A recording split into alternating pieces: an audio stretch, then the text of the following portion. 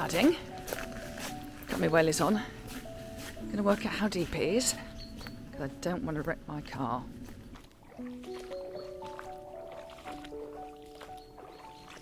Crikey, that was a bit of a mission to get here this morning.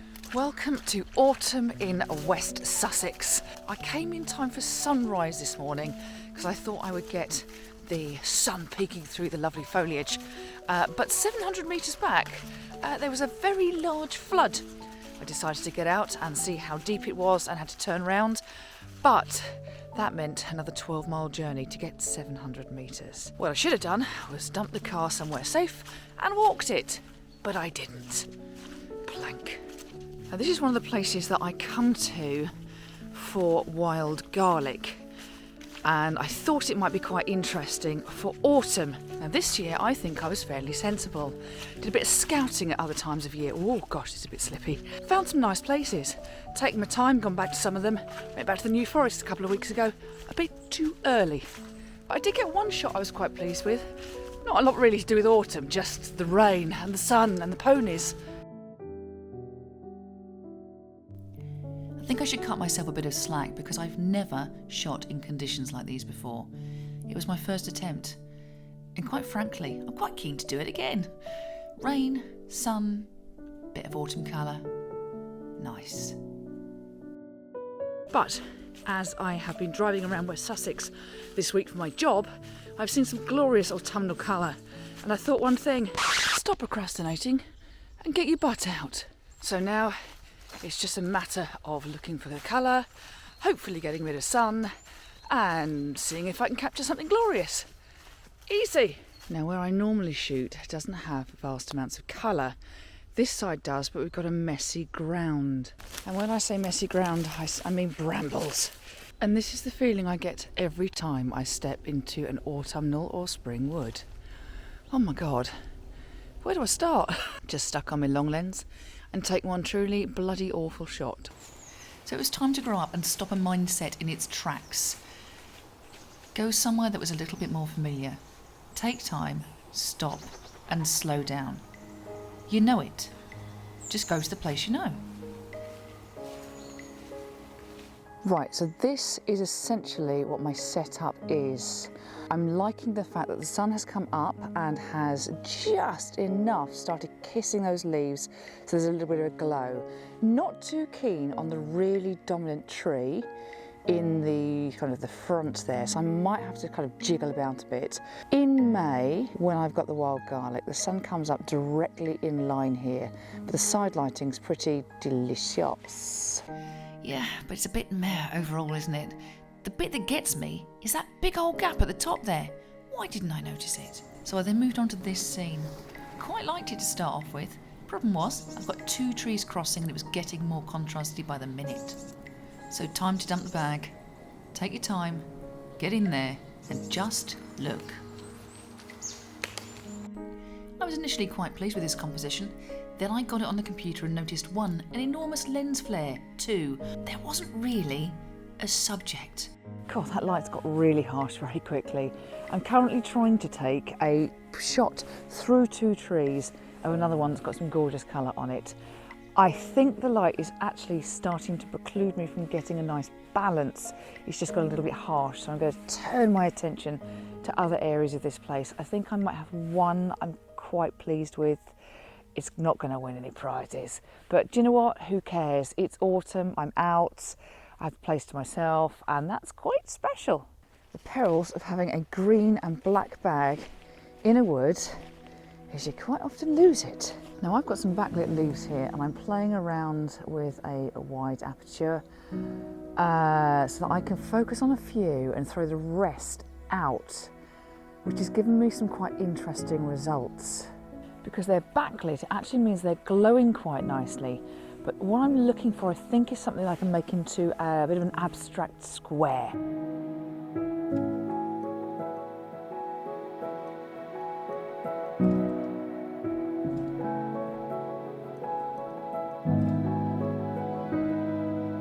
Oh my God.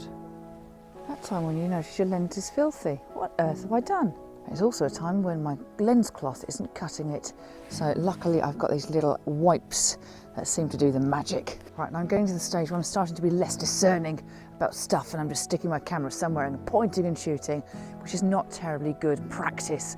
So I need to slow down and just remember, I know this place, and all I need to do is just take my time and wait for the sun to hit certain bits. Simples. Now you might be able to see some orange marks on some of these trees. I was honestly expecting some of these trees to have gone down this year, because I think they've been marked for felling. I'm hoping that when I come back in May time, this tree here and number 7 over here are actually still intact. I knew so far I hadn't got anything to write home about, but just being out, having some time alone, that was so valuable. I'm quite liking a little tree, a spindly tree in the background there. And in the absence of any mist, clearly it's too late and I'm at a high place. What I'm having to rely on is a light to point out things, almost to highlight or to paint a scene. I think it's forcing me to notice things as time goes on. Although what was left of the colour was lovely, these woods, and consequently the photos, were all a bit, well, uppy-downy. So I think next year I'm going to search for something a bit more variable.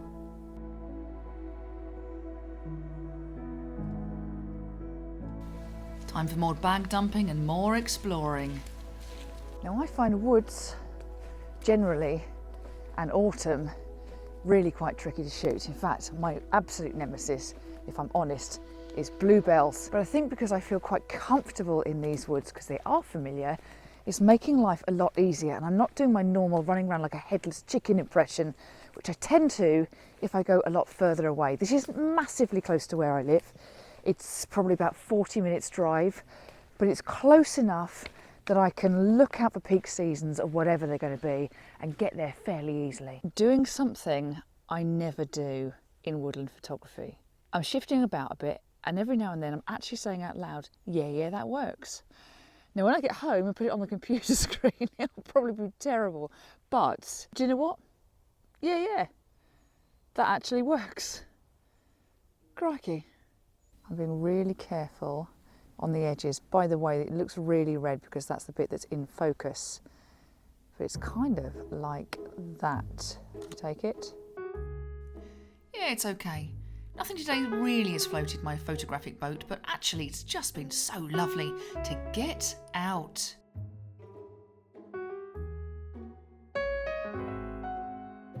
I'm just going to go before I leave this place, just because it's getting really harsh light. I'm going to go and see an old friend, which is a tree that fell down a few years ago, and I got a nice little shot with some wild garlic in it. But I want to see how it's progressing and whether or not it's got any fungi on it. Kind of should have, if any of my scientific knowledge from year 10 comes into play. There she is, my lovely fallen tree. Well, the shot that I took I really like because it shows those journeys of the striations going into the distance. I find it incredibly difficult because I just run around like a headless chicken, but today I didn't. I could feel that switch going in my head that basically says there's got to be something better, there's got to be something better, and it was going to stop me from slowing down. I'm really quite pleased. When I went to the place that I scouted in the New Forest, I confess I was somewhat disappointed in myself and the switch in my head that meant that I couldn't capture something that I was really hopeful would be quite exciting. In fact, the only reason I got something on that occasion was because we had some lovely soft rain and the sun lit it up, and I turned around and a scene was just there. Nothing to do with my skill, I just captured what was in front of me. My lens of choice today has been a 70-200, principally because it means that I can actually eradicate quite a bit of stuff, hone in where I want to and compress the scene. And it's worked really quite well today. Well, actually, that was quite productive and a nice long session to give me a bit of balance after a bit of an interesting week at work. So now I'm going to go to sort of the other side of the county to shoot my one lone tree. Right, so this is the theory. I locate my tree. I get myself set up. probably with a 24-105 lens on. And then I take my shot and I walk 5 steps around the tree. I do some more. And in theory, I can encircle the whole tree, go back, do a bit of jiggery pokery on my computer, and then Bob's your uncle, award-winning shot, and thank you very much. Thank you, thank you, thank you. Hi. It's lovely. It's lovely to say hello. Can I, oh dear God. Right, I might abandon this. What a strange day. So the bit that I thought was going to be easy, i.e. this, find a field, take some photos of a tree as you're walking around it, was actually a little bit more problematic, partly in due to the fact that we've had a storm, I got lots of traffic, I got nibbled by horses. But the bit that I thought was going to be difficult, the bit that I struggle with every single year, blimmin' forest photography, actually ends up being a pure joy. Who knew? Well, thank you for joining me today. What's turned out to be a most peculiar day. If you have discerned any value in what you've seen, I'd love it if you could give me a like or a subscribe, or perhaps tell somebody else about this channel. That would be very, very cool. Meanwhile, wherever I am, I'll see you next time. Take care.